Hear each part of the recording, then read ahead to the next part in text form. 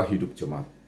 Adapun kumpulan orang yang telah percaya itu, mereka sehati dan sejiwa, dan tidak seorang pun yang berkata bahwa sesuatu dari kepunyaannya adalah miliknya sendiri, tetapi segala sesuatu adalah kepunyaan mereka bersama. Dan dengan kuasa yang besar, rasul-rasul memberi kesaksian tentang kebangkitan Tuhan Yesus, dan mereka semua hidup dalam kasih karunia yang melimpah-limpah.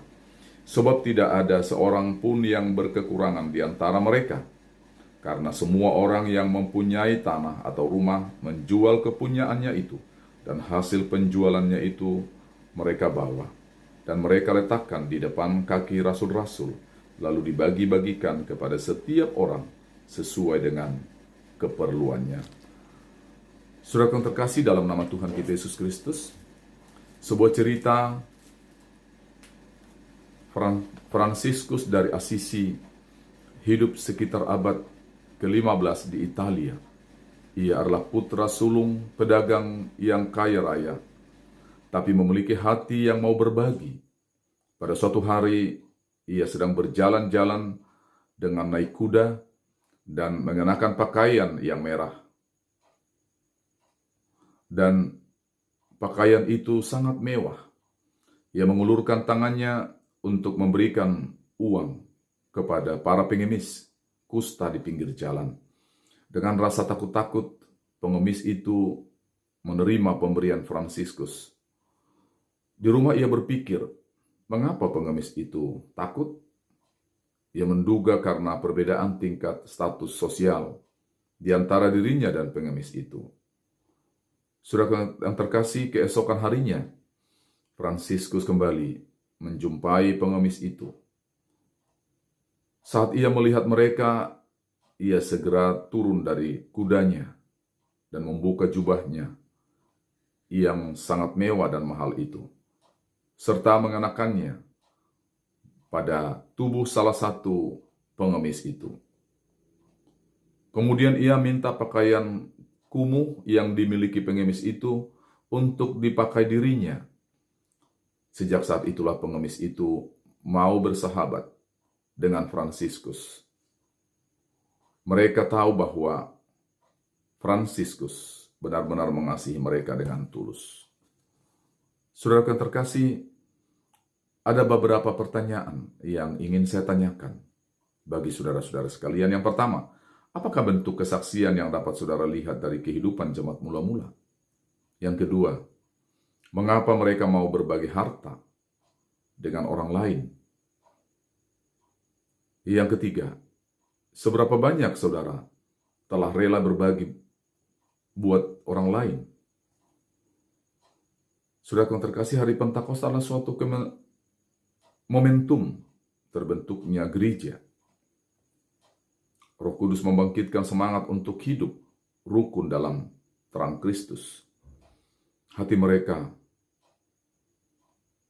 dengan orang lain terajut oleh kasih Tuhan.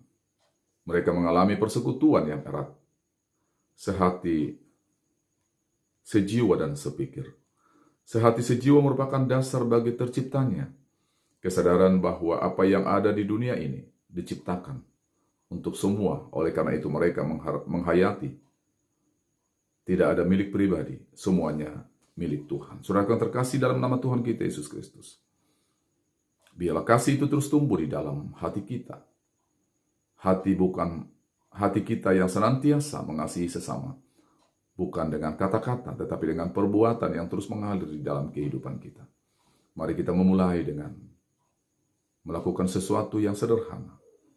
Dan apabila itu sudah menjadi mendarah daging di dalam kehidupan saudara dan saya, maka kasih itu akan terus mengalir dan mengasihi sesama dengan kasih yang tulus di sepanjang hari-hari hidup kita. Terpujilah Yesus Kristus dengan firman-Nya.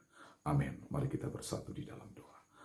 Kami datang kepadamu ya Bapa, bersyukur dan berterima kasih atas kebaikan-Mu, atas kasih dan kemurahan-Mu yang Allah nyatakan di dalam hidup kami, sehingga kami boleh ada lagi Bapa di pagi hari ini. Bapa, biarlah firman-Mu yang memberikan kami kekuatan untuk kami boleh mengasihi sesama manusia.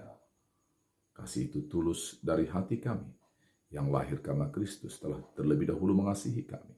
Tuhan, biarlah kami dalam menjalani hidup ini boleh saling mengasihi, dan kasih itu senantiasa tercermin di dalam setiap derap langkah hidup kami.